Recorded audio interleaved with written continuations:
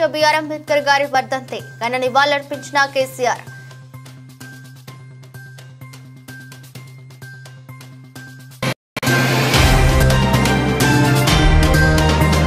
AP ప్రభుత్వంతో Google సంస్థ కీలక ఒప్పందం. మంత్రి నారా లోకేష్ సమక్షంలో గూగుల్ అవగాహన ఒప్పందం.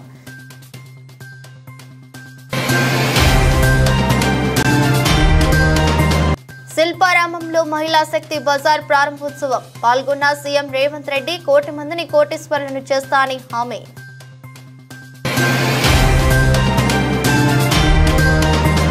రాజకీయ పార్టీల నాయకులు సమగ్ర ఇంటింటి కుటుంబ సర్వేలో పాల్గొనండి పిలుపునిచ్చిన రాష్ట్ర రవాణా మరియు బీసీ సంక్షేమ శాఖ మంత్రి పొన్నం ప్రభాకర్. మహిళా సంక్షేమానికి తెలంగాణ కాంగ్రెస్ ప్రభుత్వం అధిక ప్రాధాన్యతనిచ్చి ఎన్నో పథకాలను ప్రవేశపెట్టిందని సీఎం రేవంత్ రెడ్డి అన్నారు. హైదరాబాద్లోని మాదాపూర్లో గల శిల్పారామంలో నూతనంగా ఏర్పాటు చేసిన రాష్ట్ర స్థాయి మహిళా శక్తి బజార్ను సీఎం రేవంత్ రెడ్డి గురువారం సాయంత్రం ప్రారంభించారు. ఈ కార్యక్రమంలో governor Jishnu Dev Varma, deputy CM Mallu బట్టి విక్రమార్క, మంత్రి సీతక్క, ఇతర మంత్రులు, అధికారులు పాల్గొన్నారు. ఇందిరా మహిళా శక్తి బజారు ప్రారంభోత్సవం సందర్భంగా వచ్చిన స్వయం సహాయక సభ్యులతో గవర్నర్ దంపతులు కొద్దిసేపు మాట్లాడారు.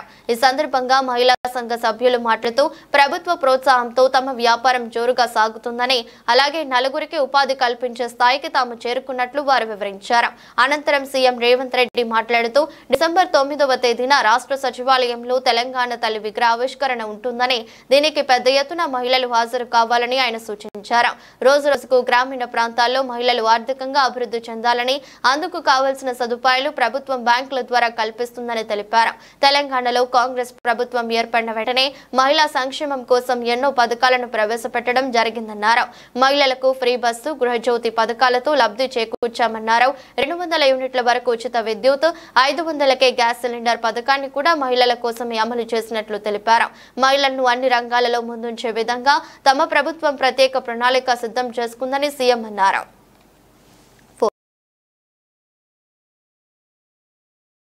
మంది సభ్యులు ఉన్నారు సార్.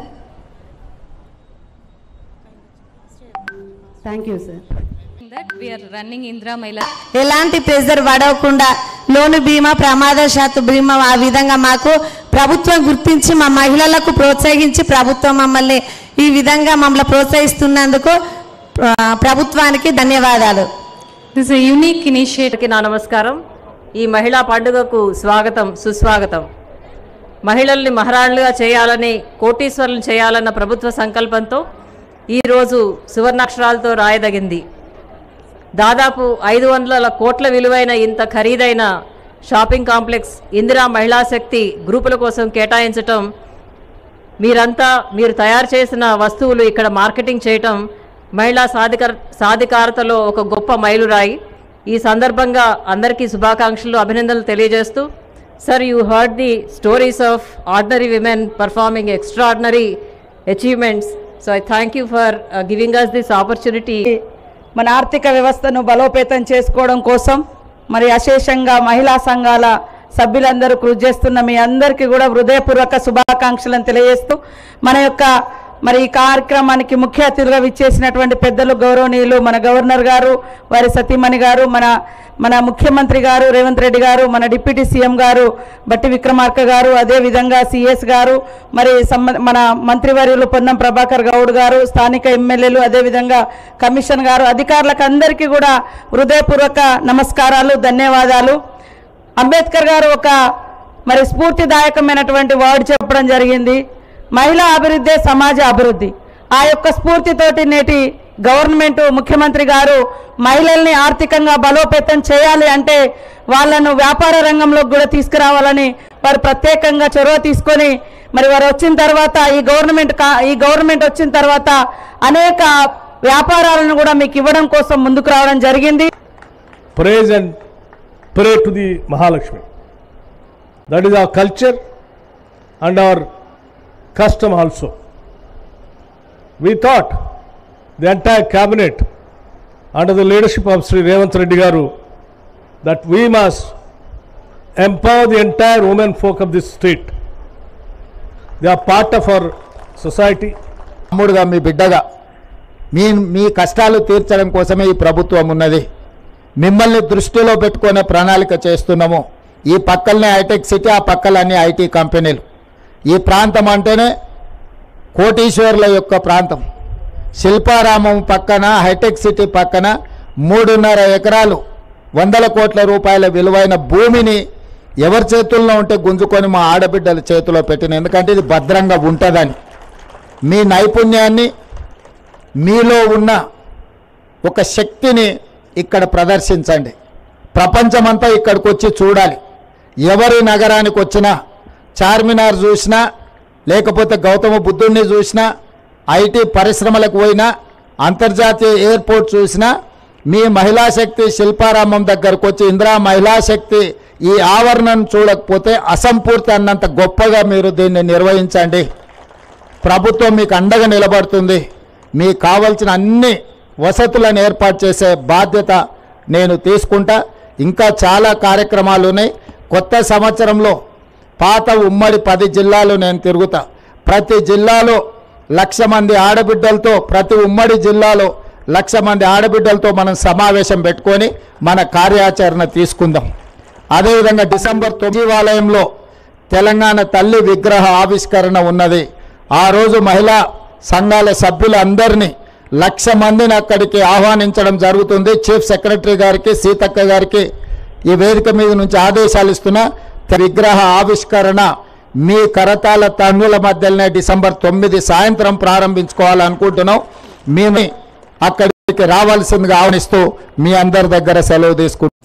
రాజకీయ పార్టీల నాయకులు సమగ్ర ఇంటింటి కుటుంబ సర్వేలో పాల్గొనండి అని రాష్ట్ర రవాణా మరియు బీసీ సంక్షేమ శాఖ మంత్రి పొన్నం ప్రభాకర్ పిలుపునిచ్చారు. తెలంగాణ రాష్ట్ర ప్రభుత్వ పక్షాన ప్రతిష్టాత్మకంగా సమగ్ర ఇంటింటి కుటుంబ సర్వే జరిగింది. రాజకీయ పార్టీల నాయకులు, ప్రజాప్రతినిధులు, అధికారులు, ఉన్నత స్థాయి అధికారులు ఇప్పటికే ఎవరైనా తమ సమాచారాన్ని ఇవ్వకపోయి ఉంటే ఏ ప్రాంత సమాచార సేకరణ అధికారి ఎన్యూమరేటర్స్ ని పిలిచి సమాచారం ఇవ్వాల్సిందిగా విజ్ఞప్తి చేస్తున్నా. రాజకీయాలు లేవు. గతంలో టీఆర్ఎస్ పార్టీ సమాచారం సేకరించినప్పుడు కూడా ప్రతిపక్ష నాయకులుగా మేమంతా సమాచారాన్ని ఇచ్చాం. ఇప్పటికే మాజీ ముఖ్యమంత్రి కేసీఆర్ గారు, కేంద్ర మంత్రి కిషన్ రెడ్డి, ఎమ్మెల్యేలు, పలువురు నాయకులు ఇంతవరకు సమగ్ర కుల సర్వేలో పాల్గొనలేదు. రాజకీయ పార్టీల నాయకులందరూ కుల సర్వేకు సహకరించాలి. సమాచారాన్ని ఇవ్వకుండా బీసీలకు వ్యతిరేకంగా ఈ సర్వే నిర్వహణకు వ్యతిరేకంగా మీలో భావం ఉంటే చెప్పండి. ప్రభుత్వం తీసుకున్న సర్వేలో మీరు లేకుండా ఉంటే మంచిది కాదు. సమాచార శాఖలో మీరు భాగస్వాములై వివరాలు ఇవ్వాల్సిందిగా కోరుతున్నా. ఎవరైనా రాకపోతే పోస్టులు పెట్టి విమర్శించడం కాదు. సమాచార లోపంతో, అవగాహన లోపంతో అధికారులు రాకపోయి ఉంటే బాధ్యత గల వాళ్లుగా మరియు ప్రభుత్వం తరపున విజ్ఞప్తి చేస్తున్నాం. అందరం సమాచారాన్ని ఇవ్వండి, ఈ సర్వేలో పాల్గొనండి అని తెలిపారు. తెలంగాణ రాష్ట్ర ప్రభుత్వం పక్షాన ప్రతిష్టాత్మకంగా రాష్ట్ర వ్యాప్తంగా కుల సర్వే జరిగింది. ఇప్పటికీ ఇందులో ఎవరైనా తమ సమాచారాన్ని ఇవ్వని రాజకీయ పార్టీల నాయకులు, ప్రజాప్రతినిధులు, అధికారులు, ఉన్నత స్థాయి అధికారులు ఎవరైనా తమ సమాచారం ఇవ్వకపోయి ఉంటే దయచేసి మీ ప్రాంత సమాచార సేకరణ అధికారి ఎమ్యూనరేటర్కు పిలిచి మీ యొక్క సమాచారాన్ని ఇవ్వాల్సిందిగా కోరుతా ఉన్నాం. రాజకీయాలు లేవు ఇందులో. గతంలో టీఆర్ఎస్ ప్రభుత్వం చేసినప్పుడు కూడా మేమందరం ప్రతిపక్ష నాయకులుగా అందరం ఇచ్చినాం. ఈరోజు ఇప్పటికీ గౌరవ మాజీ ముఖ్యమంత్రి కేసీఆర్ గారు, కేంద్ర మంత్రులు కిషన్ రెడ్డి గారు, అదేవిధంగా బండి సంజయ్ గారితో పాటుగా రాష్ట్రానికి సంబంధించినటువంటి ఇతర రాజకీయ పార్టీల నాయకులందరూ కూడా ఈ యొక్క కుల సర్వేకు సహకరించాలి. లేదా సమాచారాన్ని ఇవ్వకుండా బీసీల వ్యతిరేకులుగా, ఈ యొక్క నిర్వహణకు వ్యతిరేకంగా మీరు భావం ఉంటే బహిరంగంగా చెప్పండి. కానీ ప్రభుత్వం తీసుకున్నటువంటి సర్వే సమాచారంలో మీరు లేకుండా ఉంటే మంచిది కాదు. కాబట్టి ఈ సమాచార సేకరణకు సహకరించి మీ వివరాలను ఇవ్వాల్సిందిగా నేను ఈ సందర్భంగా కోరుతా ఉన్నాను. ఎవరైనా రాకపోతే వాళ్ళు పోస్టులు పెట్టి వాళ్ళు విమర్శ చేయడం కాదు. కొంత ఎక్కడైనా అవగాహన లోపంతో, సమాచార లోపంతో ఆ అధికారి మీ దగ్గర రాకపోయింటే బాధ్యత గల వాళ్ళుగా మీకు విజ్ఞప్తి చేస్తాను. ప్రభుత్వం పక్షాన వాళ్ళని ఆహ్వానించి వారి యొక్క సమాచార సేకరణ ఇవ్వాల్సిందిగా కోరుతాను. నిలబెట్టుకోలేని కూటమి ప్రభుత్వానికి గతంలో వచ్చిన ఫలితాలే మరోసారి రాక తప్పదని మాజీ మంత్రి గుడివాడ అమర్నాథ్ వ్యాఖ్యానించారు. వైఎస్ఆర్ కాంగ్రెస్ పార్టీకి ఎస్సీ ఎస్టీ మైనార్టీలు అండగా ఉన్నారని తెలిసే వారిని అనగదొక్కే ప్రయత్నం చేస్తున్నారని పేర్కొన్నారు. అంబేద్కర్ వర్ధంతి సందర్భంగా విశాఖ నగరంలోని అంబేద్కర్ విగ్రహానికి పూలమాలలు వేసి నివాళులర్పించారు. ఈ సందర్భంగా డాక్టర్ బిఆర్ అంబేద్కర్ భారతదేశానికి దిక్సూచి అని కొనియాడారు. ఆయన అడుగుజాడల్లో అందరూ నడవాల్సిన అవసరం ఉందని తెలిపారు. అతిపెద్ద ప్రజాస్వామ్యానికి రాజ్యాంగాన్ని రచించినటువంటి భారతరత్న డాక్టర్ బిఆర్ అంబేద్కర్ గారి 68వ వర్ధంతి సందర్భంగా వారికి ఘనమైనటువంటి నివాళులు అర్పించేటువంటి దానికి వైఎస్ఆర్ కాంగ్రెస్ పార్టీ విశాఖపట్నం జిల్లా నాయకత్వం అంతా కూడా ఈరోజు రావడం జరిగింది. మొన్ననే 75 సంవత్సరాలు పూర్తి చేసుకున్నటువంటి వారి రచించినటువంటి రాజ్యాంగాన్ని 70 సంవత్సరాలు పూర్తయినటువంటి సందర్భంలో ఆ రోజు కూడా వారిని స్మరించుకునేటువంటి అవకాశం, ఇటువంటి మహానాయకుల్ని స్మరించుకునేటువంటి దానికి భావితరాలకి వారు దేశానికి చేసినటువంటి కార్యక్రమాల గురించి, ముఖ్యంగా దేశంలో ఉన్నటువంటి అనేక వర్గాలకి, బడుగు బలహీన వర్గాలకి, దేశంలో ఉన్నటువంటి అన్ని వర్గాల్ని కలపాలి, అందరూ కూడా సమానంగా ఉండాలి, అందరికీ సమానమైనటువంటి హక్కులు ఉండాలని చెప్పి ఈరోజు ప్రపంచంలోనే అతిపెద్ద జనాభా కలిగినటువంటిది, అతిపెద్ద ప్రజాస్వామ్యం కలిగినటువంటి మన భారతదేశానికి ఒక దిక్సూచిగా నిలబడినటువంటి గొప్ప నాయకుడు అంబేద్కర్ గారు. మరి తప్పకుండా వారి అడుగుజాడల్లో గతంలో మేము అధికారంలో ఉన్నప్పుడు జగన్మోహన్ రెడ్డి గారు ముఖ్యమంత్రిగా వారు రచించినటువంటి రాజ్యాంగానికి అనుగుణంగా సామాన్యులకు, ముఖ్యంగా ఎస్సీ ఎస్టీ బీసీ మైనారిటీ వర్గాలకు ఏ రకమైనటువంటి సముచిత స్థానం వైఎస్ఆర్ కాంగ్రెస్ పార్టీ ప్రభుత్వంలో ఇచ్చామనేటువంటిది మీ అందరికీ తెలుసు. అప్పుడు పరిస్థితులు ఇప్పుడు పరిస్థితులు మీరంతా కూడా బేరీజు వేసుకుంటే ఈరోజు అసలు అంబేద్కర్ గారి రాజ్యాంగం అసలు రాష్ట్రంలో ఉందా అనేటువంటి విధంగా ఈరోజు పరిస్థితుల్లో రాష్ట్రంలో కేవలం వారు అధికారంలోకి వచ్చినటువంటి 6 నెలల్లోనే ఈ పరిస్థితులు ఉన్నటువంటి సందర్భంలో చాలా బాధాకరమైనటువంటి విషయం. మొన్ననే చూసాం, రాజమండ్రిలో ఒక ఎస్సీ సామాజిక వర్గానికి చెందినటువంటి యువకుడిని పూర్తిగా వ్యవస్థను చేసి ఏ రకంగా వారిని ఇబ్బంది పెట్టేటువంటి పరిస్థితులు వచ్చాయో ఇవన్నీ కూడా మనం చూస్తా ఉన్నాం. ఏ రకంగా హత్యలు, ఈరోజు దౌర్జన్యాలు, దోపిడీలు, ఆ ఆడపిల్లల మీద చేస్తున్నటువంటి అఘాయిత్యాలు, ఇవన్నీ కూడా ఈరోజు గడిచినటువంటి 6 నెలల్లో ఈ ప్రభుత్వం వచ్చిన తర్వాత ఏ రకంగా ఉన్నాయనేటువంటి చూస్తున్నాం. తప్పకుండా వీటన్నిటి మీద వైఎస్ఆర్ కాంగ్రెస్ పార్టీ పోరాటం చేస్తుంది. వారు ఎన్నికల్లో ఇచ్చినటువంటి హామీల మీద, ఏ ప్రజలకు పడుతున్నటువంటి ఇబ్బందుల మీద, ప్రజా సమస్యల మీద నిరంతరం వైఎస్ఆర్ కాంగ్రెస్ పార్టీ పోరాటం చేస్తూ అంబేద్కర్ గారి రాజ్యాంగం వారు చూపించినటువంటి మార్గదర్శకాలను పాటిస్తూ తప్పకుండా వైఎస్ఆర్ కాంగ్రెస్ పార్టీని ముఖ్యంగా రాష్ట్రంలో బలోపేతం చేసుకునేటువంటి దిశగా ముందుకెళ్తామని చెప్పి కూడా తెలియజేస్తాం. మీరు ఫలితాలు చూస్తే 2024లో జరిగినటువంటి ఎన్నికల్లో మీరు ఫలితాలు చూస్తే రాష్ట్రంలో వైఎస్ఆర్ కాంగ్రెస్ పార్టీకి అండగా నిలబడినటువంటి సామాజిక వర్గం ఎస్సీ ఎస్టీ మైనార్టీలు.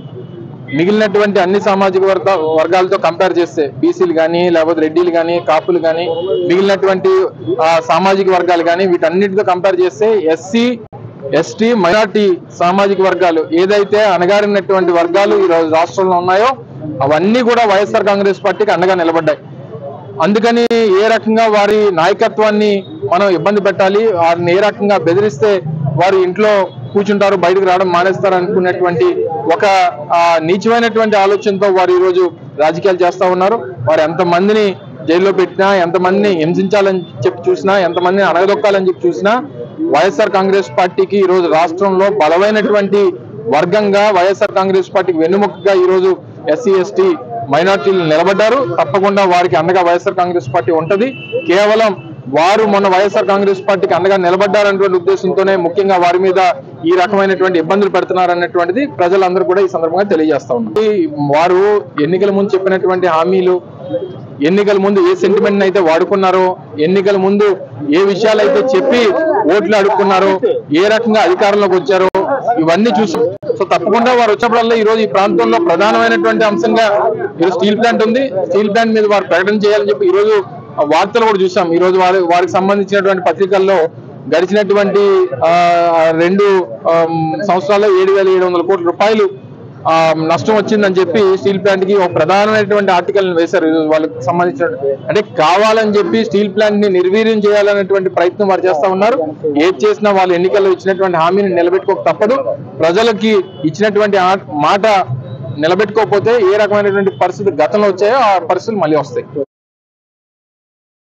విశాఖ జిల్లా టీడీపీ కార్యాలయంలో అంబేద్కర్ వర్ధంతి కార్యక్రమం ఘనంగా జరిగింది. ముఖ్యమంత్రి చంద్రబాబు నాయుడు అంబేద్కర్ విగ్రహానికి పూలమాలలు వేసి నివాళులర్పించారు. నిన్న మహారాష్ట్రలోని ముఖ్యమంత్రి ప్రమాణ స్వీకారం అనంతరం నేరుగా జిల్లా టీడీపీ కార్యాలయంకి చేరుకున్న ముఖ్యమంత్రి చంద్రబాబు రాత్రికి కార్యాలయంలోనే బస చేశారు. నేడు నగరంలోని వివిధ సదస్సులో పాల్గొంటున్న ఆయన ముందుగా అంబేద్కర్ వర్ధంతి కార్యక్రమాన్ని పార్టీ కార్యాలయంలో నిర్వహించారు. కార్యక్రమంలో అనేక మంది జిల్లా నేతలు పాల్గొన్నారు. అనంతరం global forum for sustainable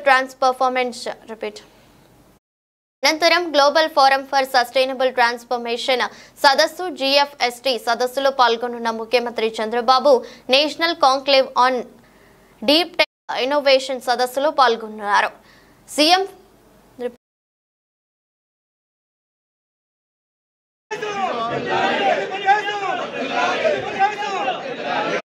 era of governance అనే కాన్సెప్ట్ తో ఒకరోజు సదస్సు వివిధ అంశాలపై 5 సెషన్లుగా జరిగే సదస్సులో పలు రంగాల్లో నిపుణులతో చర్చలు, నూతన సాంకేతిక ఆవిష్కరణలతో మెరుగైన పాలన అజెండాగా సదస్సు, ప్రజల తలసరి ఆదాయం పెంచడం వంటి అంశాలే ఎజెండాగా సదస్సు. ఈ సదస్సు తర్వాత VMRDAలో జరిగే విశాఖ అభివృద్ధిపై సమీక్షకు సీఎం సమీక్ష తర్వాత అమరావతికి తిరుగుపయనమయ్యారు.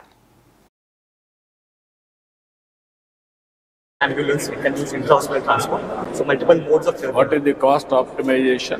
This will be about 2.5 to 3 lakhs. This will be about 2.2 lakhs. Okay? At scale thousands of units, we can bring down the cost of manufacturing. And As on today, it is in pilot stage. So we have already deployed in India. We have big deployments in Assam, Rajasthan, Karnataka. We are doing now with business foundation. We'll use it. Good morning, sir. Andhra Voice. We were there in US for a long time and then came back, building in technology sold for the MSMEs of India. What is the... Yeah, so there are 3 things that we are doing. One is the visibility, and then so they are connected to the marketplaces like ONDC and other marketplaces so that they get more sales, more revenue, right? Number 2 is to manage their internal operations, like whether it is accounting or marketing or sales. All these companies, right, small companies, they cannot afford Oracle. So there's a cheaper solution for India. So that's essentially aligning. It is software? Software. It's pure tech solution. Yeah. Tech solution, software with artificial intelligence. MSMEs largely. Yeah, you... free model for some. No, you come and work. Yeah. Thank you, sir. Thank you. Namaskar. Sir, we are from Swia Information Technologies. We are one of the Vizag-based startup companies, sir, incubated under NASCO. We have multiple products like on AI, blockchain and IoT. The one that we want to show here is basically we are tracking real-time asset tracking in SSKP PG hospital in Kolkata right now. We want to show you that that's how we install the device. This is completely designed, developed in Vizag. What is the application? So application we develop all these devices, medical devices in the floor, and they know like where they are and how they are being placed. It can be used. Artificial intelligence రంగంలో అంతర్జాతీయంగా వస్తున్న మార్పులకు అనుగుణంగా అవకాశాలను అందిపుచ్చుకునేందుకు ఆంధ్రప్రదేశ్ ప్రభుత్వం కీలకమైన తొలి అడుగు వేసింది. ఏ రంగంలో అధునాతన ఆవిష్కరణల కోసం ఆంధ్రప్రదేశ్ ప్రభుత్వం గూగుల్ సంస్థ మధ్య కీలక ఒప్పందం జరిగింది. ఆ రాష్ట్ర ఐటీ శాఖ మంత్రి నారా లోకేష్ సమక్షంలో Google Maps India general manager Lalitha Ramani, AP real time governance శాఖ కార్యదర్శి సురేష్ కుమార్ నడుమ సచివాలయంలో అవగాహన ఒప్పందం జరిగింది. ఈ ఒప్పందం ప్రకారం అంతర్జాతీయంగా ఏ రంగంలో వస్తున్న మార్పులకు అనుగుణంగా ఆంధ్రప్రదేశ్లోని పాఠశాలలు, కళాశాలల్లో గూగుల్ సంస్థ నైపుణ్యాభివృద్ధి శిక్షణ కార్యక్రమాలను నిర్వహిస్తుంది. దీంతో పాటు స్టార్టప్లు, సంప్రదాయ పరిశ్రమలు, చిన్న వ్యాపార సంస్థలకు అవసరమైన ఏ ఆధారిత సేవల కోసం శిక్షణ కార్యక్రమాలను చేపడుతుంది. మరోవైపు పలు అంతర్జాతీయ సంస్థలతో ఆంధ్రప్రదేశ్ మరిన్ని పెట్టుబడుల్లో కోసం కీలక అడుగులు వేస్తుంది. ఇప్పటికే లోకేష్ విదేశాలకు వెళ్లి ఆంధ్రప్రదేశ్ విజన్ ను చూపిస్తూ పెట్టుబడులను ఆకర్షించే పనిలో పడ్డారు. ఈ నేపథ్యంలో పలువురు ఎన్ఆర్ఐలతో పాటు ప్రవాస తెలుగు రాష్ట్రానికి చెందిన ప్రజలు ఏపీలో పెట్టుబడులు పెట్టేందుకు క్యూ కడుతున్నారు. ఈ నేపథ్యంలో ఏపీ ప్రభుత్వం గూగుల్ ఏఐతో కీలక ఒప్పందం చేసుకోవడం గమనార్హం.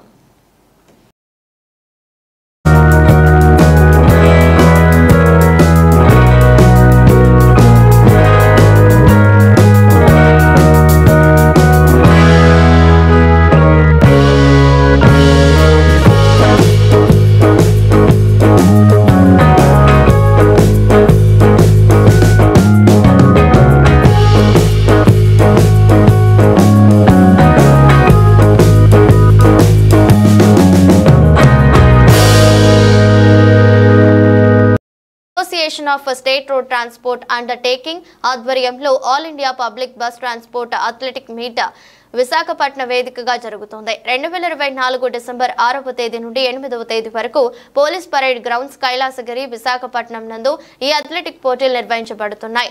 దేశంలోని 10 రాష్ట్రాలకు చెందిన 19 ఆర్టీసీల ఉద్యోగులు మొత్తం 456 మంది పాల్గొన్నారు. అఖిల భారత ప్రజా రవాణా సంస్థల క్రీడా టోర్నమెంట్ పోటీలను తేదీ 6/12/2024 ఉదయం 9 గంటలకు విశిష్ట అతిథిగా APS RTC chairman Shri Konakalla Narayana గారు మరియు గౌరవ అతిథిగా రాష్ట్ర డీజీపీ మరియు APS RTC MD Shri CH Dwaraka Tirumalarao IPS పాల్గొని ప్రారంభించారు. ప్రత్యేక అతిథులుగా Shri Kantilal Dande IAS principal secretary TRB మరియు Shri Dhonnu Dhora APSRTC Vizianagaram zonal chairman మరియు Shri T Surya Kiran executive director ఏఎస్ఆర్టీయూలు పాల్గొన్నారు. 3 రోజుల పాటు జరగనున్న ఈ జాతీయ స్థాయి పోటీలను విశాఖపట్నం ఏపీఎస్ఆర్టీసీ అధికారులు సమర్థవంతంగా నిర్వహించేందుకు అన్ని ఏర్పాట్లు పూర్తి చేశారు. ఈ అథ్లెటిక్ పోటీలలో 10 రాష్ట్రాలకు చెందిన 19 ఆర్టీసీల ఉద్యోగులు మొత్తం కలిపి 456 మంది 320 మంది పురుష ఉద్యోగులు పాల్గొన్నారు. Basketball player Sri T. Udo Maheshwar Reddy, shot put, discus throw, javelin throw, long jump, 100, 200, 400, 800, 1500 పరుగు పందెం, ఫాస్ట్ వాక్ వంటి వివిధ విభాగాలకు చెందిన పోటీలలో వివిధ ఆర్టీసీలకు చెందిన ఆఫీసర్లు, సూపర్వైజర్లు, ఉద్యోగులు వంటి వివిధ కేటగిరీల వారు పాల్గొంటున్నారు. ఈ పోటీలలో నిర్వహించిన ప్రత్యేక పోలీస్ బ్యాండ్, సెక్యూరిటీ సిబ్బంది మరియు వివిధ రాష్ట్ర రోడ్డు రవాణా సంస్థల క్రీడాకారులు నిర్వహించిన మార్చ్ పాస్ట్ చూపర్లను విశేషంగా ఆకట్టుకుంది. Basketball player Sri T. Udo Maheshwar Reddy, senior national basketball player.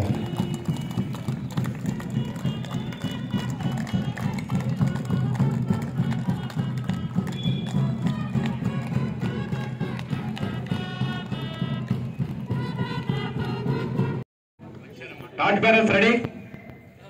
అలాగే వెంటనే బెలూన్స్ కూడా విడిచిపెడతారు. సైమల్టేనియస్ గా బెలూన్స్ విడిచిపెడతారు. ఇందులో వచ్చేసే ప్రాబ్లం లేదు. Band mention next torch bearers వచ్చినప్పుడు మీరు torch bearers please come. Madam candle torch bearers please come.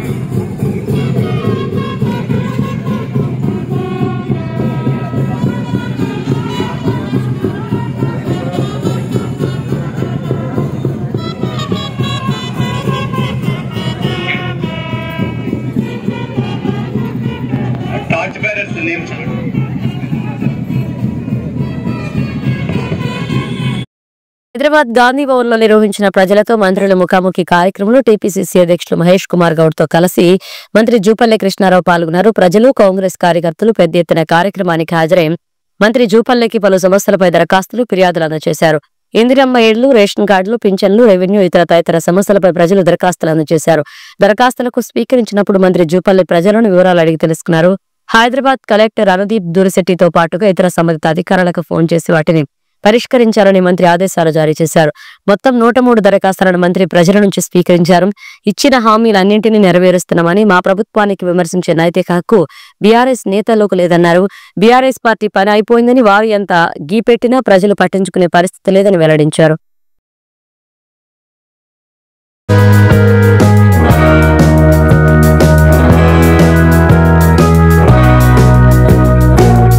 Ambedkar వర్ధంతి సందర్భంగా తెలంగాణ భవన్ లో అంబేద్కర్ కు నివాళులర్పించిన బీఆర్ఎస్ వర్కింగ్ ప్రెసిడెంట్ కేటీఆర్, ఇతర నాయకులు ప్రపంచంలో ఎక్కడా లేనటువంటి 125 అడుగుల అంబేద్కర్ విగ్రహాన్ని నగరం నడిబొడ్డున కేసీఆర్ గారు ఏర్పాటు చేశారు.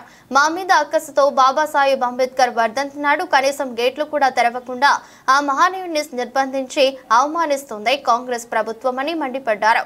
బడుగు బలహీన వర్గాల ఆశాజ్యోతి, రాజ్యాంగ నిర్మాత, భారతరత్న డాక్టర్ బాబాసాహెబ్ అంబేద్కర్ వర్ధంతి సందర్భంగా దేశానికి వారందించిన సేవలను, అనితర సాధ్యమైన కృషిని బీఆర్ఎస్ అధినేత కేసీఆర్ స్మరించుకున్నారు. దేశ స్వాతంత్ర దేశ స్వాతంత్ర అనంతర కాలంలో ప్రపంచానికి ఆదర్శవంతమైన స్వయం పాలన కోసం రాజ్యాంగాన్ని అందించారని తెలిపారు. ఆర్థిక, సామాజిక, రాజకీయ, సాంస్కృతిక తదితర రంగాల్లో అణగారిన వర్గాలకు సమాన వాటా, సమన్వయం దక్కేలా రాజ్యాంగాన్ని పొందుపరచడంలో బాబాసాహెబ్ కనపరిచిన దార్శనికత మహోన్నతమైనదని కేసీఆర్ కొనియాడారు. దేశంలో రాష్ట్రాల ఏర్పాటులో భాగంగా డాక్టర్ బిఆర్ అంబేద్కర్ పొందుపరిచిన ఆర్టికల్ 3 ఈ దిశగా వారి దార్శనికత తెలంగాణ రాష్ట్ర ఏర్పాటుకు మార్గం చూపిందని గుర్తించారు. వారి విశేష కృషిని, వారు అందించిన స్ఫూర్తిని చాటేందుకు ప్రపంచంలోని అత్యంత మహోన్నతమైన రీతిలో వారి స్ఫురద్రూపాన్ని తెలంగాణలో అత్యంత ఎత్తైన విగ్రహంగా నిలుపుకున్నామన్నారు.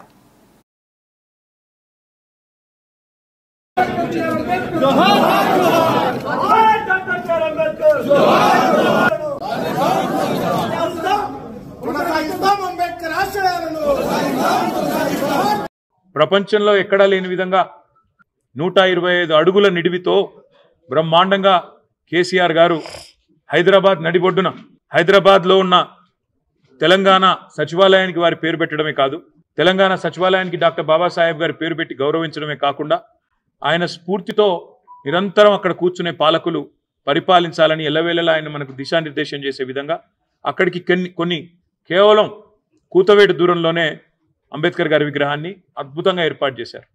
చేయడమే కాకుండా ప్రకాష్ అంబేద్కర్ గారిని కూడా ఆహ్వానించి రాజకీయాలకు అతీతంగా బ్రహ్మాండమైన కార్యక్రమాన్ని నిర్వహించడం జరిగింది.